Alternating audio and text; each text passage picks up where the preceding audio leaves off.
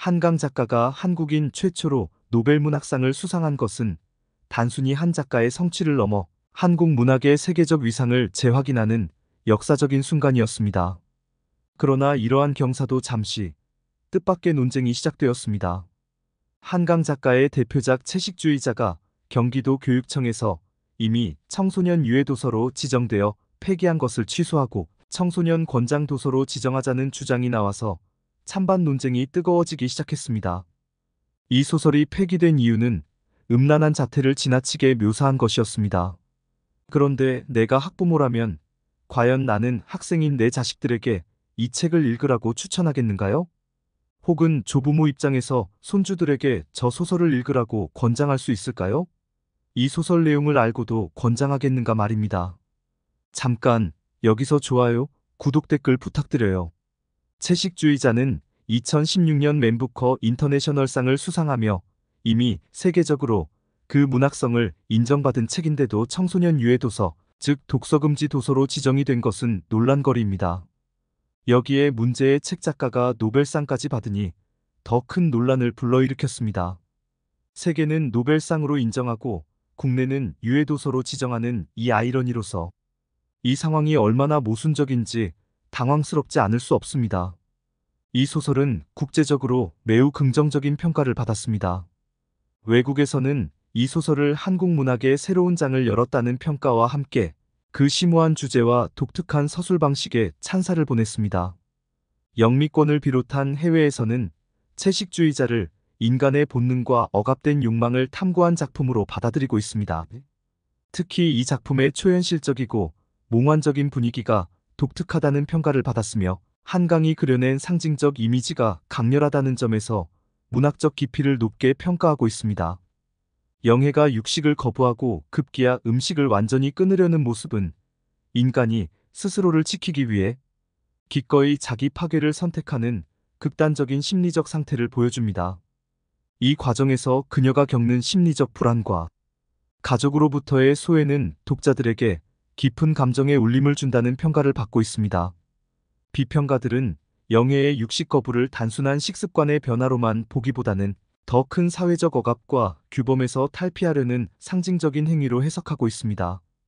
그러나 해외평이 모두 극찬인 것만은 아닙니다. 국제적으로도 일부에서는 채식주의자의 내용이 지나치게 불편하고 충격적일 수 있다는 우려를 제기한 바 있습니다. 소설에 등장하는 폭력적이고 성적인 요소는 특히 민감한 독자들에게는 자극적일 수 있으며 이러한 내용이 모든 독자들에게 적합하지 않다는 평가도 존재합니다. 이 소설이 다루는 내용과 표현 방식이 일부 독자들 사이에서 과감하거나 불편하게 느껴질 수 있는 측면이 있다는 것입니다. 그래서 국내에서도 이 작품에 대한 평가가 엇갈리면서 청소년에게 권장할 만한 도서인지 또는 유해 도서로 폐기할 것인지에 대한 논쟁이 끊이지 않고 있습니다. 국내에서는 채식주의자에 대한 찬반이 명확히 나뉘어져 있습니다. 경기도 교육청의 한강 소설 폐기 권고를 둘러싼 논란은 교육적 적절성과 문화적 검열이라는 두 가지 관점에서 팽팽히 맞서고 있습니다. 먼저 부정적인 평가와 함께 도서 폐기를 지지하는 입장에서는 소설의 내용의 선정성과 폭력성을 지적합니다. 작품에 등장하는 자해, 동물학대, 불륜, 극단적인 식음전폐 등의 소재가 자아 형성기에 있는 청소년들에게 부정적 영향을 미칠 수 있다고 보며 명확한 스토리라인 없이 성적, 폭력적 묘사가 포함된 점에서 교육적 가치가 부족하다고 평가합니다. 특히 일부 표현들은 청소년 독자들에게는 지나치게 어둡고 자극적일 수 있다는 우려가 제기됩니다. 소설에서 등장하는 성적 장면과 심리적 불안을 묘사하는 부분은 일부 독자들조차 소설을 불쾌하게 느끼게 만드는 요소로 작용한다는 것입니다. 특히 영해의 행동이 극단적이고 비이성적인 방식으로 표현되면서 이는 단순한 자아 탐구가 아닌 정신적인 문제를 조장하는 것처럼 느껴질 수 있습니다. 이 소설이 다루는 성적, 폭력적, 심리적 요소는 아직 정서적으로 미성숙한 청소년들이 감당하기에 무거울 수 있으며 잘못된 메시지를 전달할 우려가 있다는 것입니다. 특히 소설 속에서 묘사되는 자기 파괴적 행동과 가족 간의 갈등은 청소년들에게 부정적인 영향을 미칠 가능성이 있다는 점에서 이 작품이 청소년들에게 적합하지 않다는 입장이 강하게 제기되고 있습니다.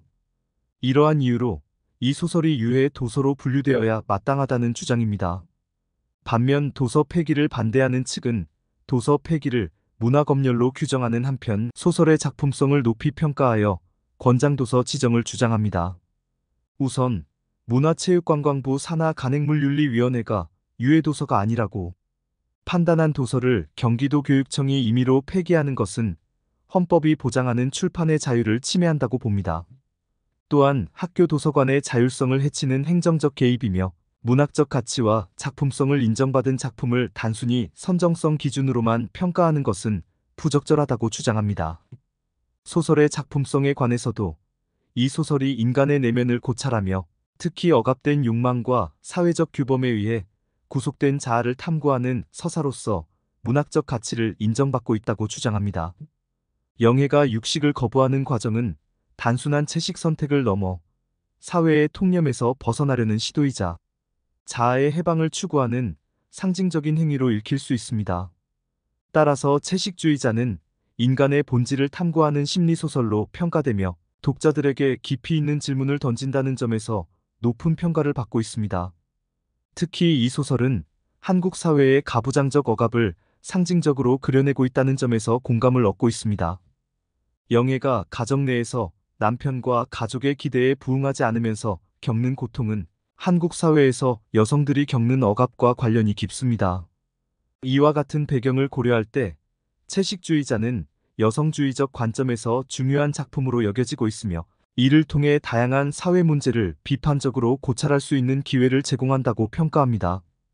이 소설을 높이 평가하는 측에서는 청소년들이 사회적 억압과 자아의 발견을 탐구하는 이 소설을 통해 깊이 있는 사유를 할 수 있다고 봅니다. 채식주의자가 다루는 주제는 인간의 본질적 갈등과 자아, 정체성에 대한 고민을 자극하는 작품으로 청소년들이 이를 통해 자신의 내면을 돌아보고 성장할 수 있는 기회를 제공할 수 있다는 것입니다. 특히 성인 독자들뿐 아니라 청소년들도 이러한 문제들에 직면할 수 있기 때문에 이를 미리 문학적으로 접해보는 것이 긍정적 영향을 미칠 수 있다는 의견이 있습니다. 이러한 논란에 대해 경기도교육청은 실제 폐기된 것은 한 학교에서 2건에 불과하다며 검열이니 출판의 자유 침해는 과대 해석이라는 입장을 보이고 있습니다. 그리고 노벨문학상 수상 이후에도 특정 작품에 대한 특혜 시비를 우려해 권장이나 장려 계획은 없다는 입장을 고수하고 있습니다. 이 논쟁은 결국 청소년 교육에서 문학작품의 예술성과 교육적 적절성 사이의 균형을 어떻게 맞출 것인가 하는 근본적인 질문을 제기하고 있습니다. 이번 논쟁의 직접적인 원인은 작품 속 성적 표현과 청소년의 정서적 보호라는 두 가지 쟁점에 있습니다. 한 독자는 이렇게 지적합니다. 작품 2부 몽고 반점의 상당 부분이 벗은 몸에 바디 페인팅하는 장면과 이를 촬영하는 장면 그리고 나머지 부분 모두를 처제와 형부의 관계 장면을 노골적으로 묘사하는데 할애하고 있습니다. 이는 청소년들에게 부적절한 내용입니다. 더욱 주목할 만한 것은 작품이 청소년들에게 미칠 수 있는 정서적 영향에 대한 우려입니다. 보고 나면 그 깊고 우울한 어둠과 울림이 남고 계속 생각하게 만들기 때문에 아직 어린 청소년에게는 적합하지 않다는 의견은 단순히 성적 표현의 문제를 넘어서는 우려를 담고 있습니다. 한 학부모는 이렇게 말합니다. 노벨상 수상이 위대한 업적이고 한국인으로서 기쁘지만 그 작가의 모든 작품을 아이들에게 제한 없이 읽혀야 한다고 생각하진 않아요. 이는 예술적 가치와 교육적 적합성이 반드시 일치하지는 않는다는 주장을 뒷받침합니다. 이 학부모는 김기덕 감독이 칸, 베니스, 베를린 영화제에서 상 받은 유명 감독이라는 이유로 다들 아직 어린 자녀에게 아무 제재 없이 영화 나쁜 남자를 보여주실 건가요? 라며 반문합니다. 이는 작품의 문학성과 교육적 적절성을 분리해서 바라보자는 제안으로 해석됩니다. 한편 유해도서 지정을 반대하는 측에서는 이러한 규제가 위험한 검열의 시작이 될 수 있다고 경고합니다. 히틀러도 정권 잡자마자 제일 먼저 한 일이 내 심기에 거슬리는 책들을 모두 금서로 지정해 불태운 것이라는 한 네티즌의 지적은 현재 상황의 위험성을 역사적 사례와 연결시킵니다. 특히 규제의 범위가 점차 확대되고 있다는 점이 우려를 키웁니다. 볼로냐 국제아동도서전 수상작도 경기도 학교도서관에서는 금지 도서가 됐다는 사실은 많은 이들을 당혹스럽게 했습니다. 더욱 충격적인 것은 일본군 위안부 증언을 담은 그림책마저 금지 도서 목록에 포함되었다는 소식입니다. 한 문학 전공자는 세계 문학사의 맥락에서 이 문제를 바라볼 것을 제안합니다. 노벨상 작가, 주제 사라마구의 눈먼 자들의 도시에도 난교 장면이 나오고 노벨상 작가 마리오 바르가스 요사의 작품들도 근친상간을 다루며 카미의 이방인에서도 문제적 장면들이 있습니다. 노벨 문학상 수상작들의 본질은 인간 내면의 깊이와 고찰에 있는데 이를 외면한 채 특정 장면만을 문제 삼는 것은 문학에 대한 이해가 부족한 것 아닐까요? 더욱이 그렇게 따지자면 성경도 19금 해야겠네요. 아가서를 보면 네 입술은 홍색실 같고 내 두 유방은 백합화 가운데서 꼴을 먹는 쌍태 노루새끼 같고 이런 구절이 나오는데라는 지적은 문학작품을 현실적 잣대로만 재단하는 것의 모순을 드러냅니다. 일본의 경우를 보면 무라카미 하루키 소설도 금서 아니던데요? 라는 지적이 있습니다. 실제로 많은 선진국에서는 문학작품에 대한 규제보다는 연령별 추천 제도를 활용하고 있습니다. 자국의 노벨상 수상에 이렇게 끈질기게 억지 쓰며 태클 거는 사람들이 부끄러움 없이 판치는 나라는 우리나라밖에 없을 것 같다는 자성의 목소리는 우리 사회의 문화적 성숙도에 대한 성찰을 요구합니다. 한 독자는 이렇게 제안합니다. 불편하지만 유익함을 얻는 이들도 있다고 말하는 사람들이 있는 한 유해하다고 규정하고 금지할 수 없어요. 청소년 권장도서로 지정하자는 것이 아니라 각 학교나 도서관에서 자율적으로 비치해두면 노벨상 수상작가의 책이니 문학에 관심 있는 청소년들 정도는 찾아 읽으리라 예상되고 그 청소년들은 작가의 의도를 읽어낼 수 있을 거예요. 그리고 이 책은 진입장벽이 있어서 끝까지 읽을 확률이 높지 않을 거예요. 야한 해당 부분만 찾아볼 만한 효용도 부족해요.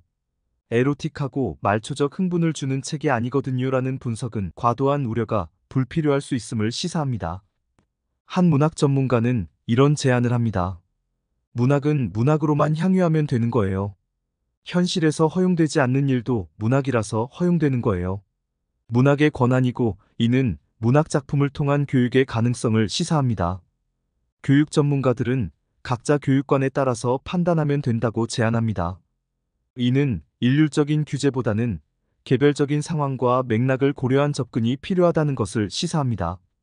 한편 이런 논쟁에서 주목해야 할 또 다른 측면은 현대 청소년들의 미디어 환경입니다.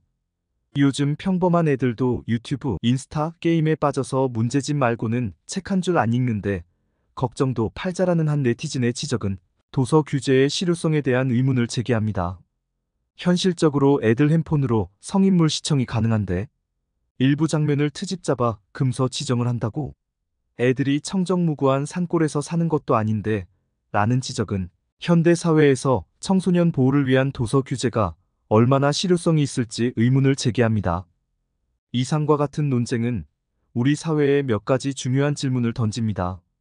첫째, 청소년 보호라는 가치와 문화적 자유는 어떻게 조화를 이룰 수 있을까요? 둘째, 세계적으로 인정받은 문학작품을 우리는 어떻게 수용하고 이해해야 할까요? 셋째, 디지털 시대의 청소년 교육에서 문학의 역할은 무엇이어야 할까요? 그러면 백문이 불여일견이라고 소설을 통해 한강의 목소리를 직접 접해야만 소설을 둘러싼 찬반 논쟁에 대한 평가를 보다 명확하게 이해할 수 있습니다. 여기에서 소설의 줄거리와 대사, 그리고 한강 작가의 직접적인 설명을 소개하겠습니다. 학계 및 일반 대중에 있어 채식주의자는 육식, 가부장제, 자본주의, 산업사회의 폭력성에 대한 비판으로 주로 해석되고 있습니다. 특히 사회 공동체 안에서 일종의 규범으로 포장되어 가해지고 있는 일상적인 폭력을 개인이 저항하는 과정 속에서 미학적으로 조명하고 있습니다. 소설은 허무와 결핍을 소재로 한 탐미적인 분위기가 인상적인 작품으로 가족의 이름으로 자행되는 특히 가부장의 폭력에 대한 비판이 두드러지며 사회적 제약에서 시작하여 인간의 한계까지 넘어 식물적인 삶의 모습을 보여주는 주인공과 사회의 충돌을 그리고 있습니다.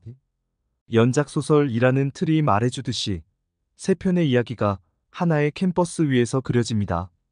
소설은 고기를 거부하기 시작한 여자의 이야기, 채식주의자, 그 여자가 가진 몽고 반점에 강렬한 끌림을 느끼는 남자의 이야기, 몽고 반점, 그리고 이카루스처럼 초월하려다가 인간으로서 파멸하는 두 사람을 지켜보는 한 여자의 이야기, 나무 불꽃으로 구성되어 있습니다. 새 이야기의 핵심 인물은 영해입니다. 영해는 과거의 기억과 꿈을 통해 자신이 목구멍에 생명들이 걸려 남아있어 답답한 존재임을 자각하게 되고, 육식에 대한 혐오로 시작해 생명에 대한 폭력 자체를 거부하게 되며 마지막엔 다른 생명을 죽여야 살아갈 수 있는 동물로서의 자신을 초월하려고 합니다. 좀 더 구체적으로 소설의 구조를 설명드리겠습니다. 채식주의자는 세 개의 장으로 이루어진 연작소설로 각 장마다 다른 인물이 시점 주체가 되어 이야기가 전개됩니다. 주인공 영해가 육식을 거부하면서 벌어지는 이야기를 중심으로 주변 인물들과의 관계가 변화하고 그녀의 내면적 갈등이 깊어지는 과정을 다룹니다. 1부작 채식주의자. 영해는 어느 날 갑자기 모든 육식을 거부하기로 결심합니다. 이 결정은 남편에게 충격을 주고 그녀의 가족과의 갈등을 초래합니다. 영해가 채식을 결심한 이유는 어린 시절의 폭력적인 기억과 억압된 내면의 고통이 원인으로 드러납니다. 이 과정에서 영해는 신체적, 정신적으로 점점 쇠약해지고 남편과의 결혼 생활도 파국을 맞게 됩니다. 2부작 몽고 반점. 영해의 형부는 그녀의 몸에 있는 몽고 반점에 집착하게 되고 이를 예술작품으로 표현하려 합니다. 그는 영해의 육체를 도화지 삼아 성적이면서도 파괴적인 예술작품을 구상하지만 이로 인해 가족과 사회적 윤리의 경계를 넘나들며 파멸로 향하게 됩니다. 결국 이들의 불안정한 관계는 무너지고 영해는 더욱 고립된 상태에 빠지게 됩니다. 3부작 나무 불꽃. 영해의 언니 이내가 마지막 시점 화자로 등장합니다. 이내는 영해가 정신병원에 입원한 뒤 그녀를 돌보며 자신의 삶을 돌아봅니다.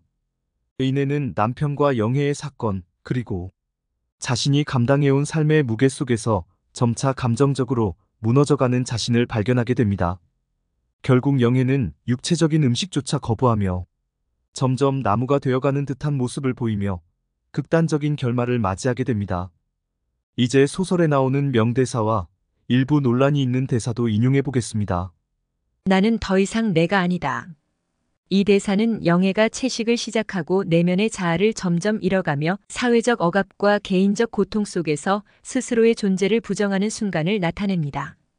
그녀의 정체성과 내면의 혼란이 이 짧은 문장에서 강렬하게 드러납니다. 왜 고기를 먹지 않느냐고 묻지 마세요. 나는 고기가 무서워요. 영해가 가족과 남편에게 육식을 거부하는 이유를 설명할 때의 대사입니다.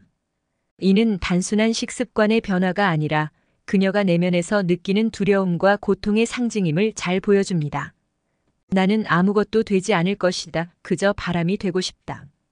영해가 점차 모든 것을 거부하고 세상의 모든 물질적 존재로부터 벗어나려 하는 순간을 상징하는 말입니다.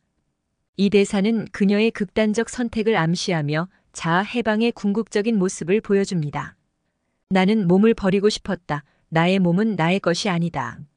이 문장은 영해가 자신의 육체를 저버리고 싶어하는 강렬한 욕망을 표현하는 부분입니다. 자신의 몸을 자신이 통제할 수 없다는 인식은 그녀가 육체적 억압에서 벗어나고자 하는 절박한 갈망을 상징합니다. 나는 나무가 되고 싶다. 영해가 세상의 모든 속박으로부터 벗어나 자연으로 돌아가고자 하는 욕망을 강렬하게 표현한 구절입니다. 이는 그녀의 극단적인 자아 해방과 자아 소멸의 과정을 상징적으로 보여줍니다. 다음은 논란이 될 수 있는 일부 대사들입니다. 먼저 1부작 채식주의자에서 나오는 대사입니다. 내가 믿는 건 내 가슴뿐이야. 난 내 젖가슴이 좋아. 젖가슴으론 아무것도 죽일 수 없으니까. 손도 발도 이빨과 새치 혀도 시선마저도 무엇이든 죽이고 해칠 수 있는 무기잖아. 하지만 가슴은 아니야. 이 둥근 가슴이 있는 한난 괜찮아. 아직 괜찮은 거야. 그런데 왜 자꾸만 가슴이 여위는 거지? 이젠 더 이상 둥글지도 않아. 왜지? 왜 나는 이렇게 말라가는 거지? 무엇을 찌르려고 이렇게 날카로워지는 거지? 이부작 몽고 반점에서 나오는 대사입니다. 그게 아니라 꽃이 정말 하고 싶었어요. 그렇게 하고 싶었던 적이 없었어. 그 사람 몸에 뒤덮인 꽃이요. 그게 날 못 견디게 했던 거야. 그것뿐이에요. 그렇다면 내 몸에 꽃을 그리면 그땐 받아주겠어? 3부작 불꽃나무에서 나오는 대사입니다. 사람들이 자꾸만 먹으라고 해먹기 싫은데 억지로 먹여. 지난번에 먹고선 토했다고 어젠 먹자마자 잠자는 주사를 놨어. 언니, 나 그 주사 싫어. 정말 싫어. 내보내줘. 나 여기 있기 싫어. 중략.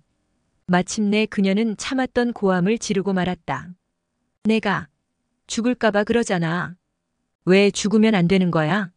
이렇게 한강은 채식주의자를 통해 인간의 본성, 사회적 억압, 그리고 자아 해방에 대해 깊이 있는 통찰을 제시하고자 했습니다. 일부 논란이 되는 표현들은 이런 인간 본성을 보여주기 위한 불가피하고 필요한 것일 수 있습니다. 물론 작가 입장에서요. 이제 작가 한강의 설명을 들어보겠습니다. 한강은 어느 인터뷰에서 영애의 채식 선언이 단순히 음식에 대한 거부가 아니라 삶 자체에 대한 거부와 연결되어 있다고 설명했습니다. 그녀는 작품에서 등장하는 폭력적인 장면과 성적 표현들이 인간 내면에 자리 잡은 어둠과 억압을 시각적으로 드러내기 위한 수단임을 강조합니다. 한강은 독자들이 인간 존재의 불안정함과 고통을 느낄 수 있도록 이러한 표현을 의도적으로 사용했다고 밝힌 바 있습니다. 그래서 독자들은 영애의 고통과 갈등, 그리고 그녀를 둘러싼 세계의 무거운 억압을 더 깊이 이해할 수 있습니다. 이제 결론으로 이 논쟁을 정리해야겠습니다.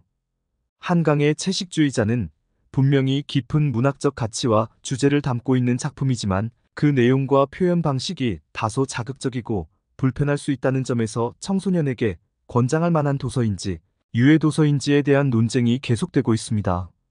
국내외의 찬반 의견을 종합해보면 이 소설은 성인 독자들에게는 중요한 문학적 성취로 인정받을 수 있지만 청소년 독자들에게는 신중한 접근이 필요한 작품으로 보입니다.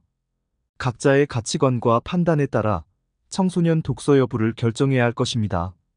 그런데 분석행류의 시대로 퇴보하자는 게 아니라면 제발 그냥 좀 놔둬요라는 어느 독자의 호소는 이 문제에 대한 가장 현명한 접근법을 제시하고 있는지도 모릅니다.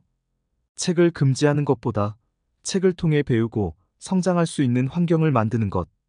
그것이 노벨문학상 수상국가로서 우리가 가져야 할 자세라는 것입니다. 이제는 규제와 검열이 아닌 대화와 이해를 통해 더 성숙한 독서 문화를 만들어가야 할 때입니다. 노벨문학상이라는 경사를 맞이한 지금 우리에게 필요한 것은 문학의 가치를 이해하고 청소년들의 성장을 돕는 균형 잡힌 시각일 것입니다. 아무튼 금서지정이라는 행정적 규제가 아닌 교육계와 문화계 그리고 학부모들의 열린 대화를 통한 합의점 도출이 그 어느 때보다 절실한 시점입니다. 우리는 이 논쟁을 통해 한국 사회의 문화적 성숙도를 한 단계 높이는 계기로 삼아야 할 것입니다. 감사합니다. 좋아요, 구독, 댓글 부탁드려요.